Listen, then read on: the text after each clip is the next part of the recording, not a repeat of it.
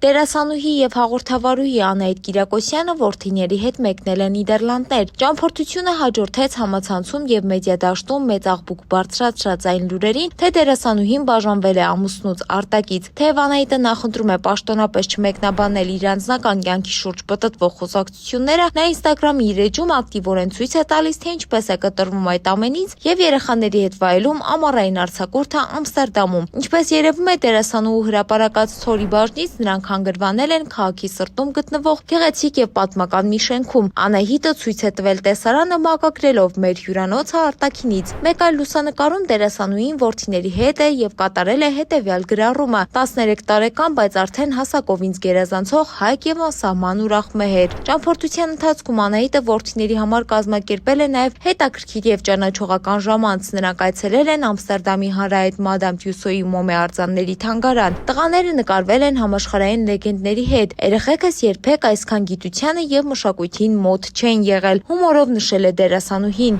Ամստերդամի փողոցներով զբոսանքի տեսանյութին կից Անահիտը հպարտությամբ բացահայտել է կրտսեր որդու տաղանդը, ով մոնտաժել է մայրիկի հոլովակը։ Չնայած անձնական կյանքի շուրջ պտտվող քննարկումներին, Անահիտը իրեն ամբողջությամբ նվիրել է զավակներին, նրանց պարգևելով տպավորություններով լի եւ անմոռանալի ընտանեկան արձակուրդ։ Դե ինչ, այսքանն ենք պատրաստել ձեզ համար։ Մնացեք մեզ հետ։ Թամարա Քալանթարյան, Օրագիր Նյուզ։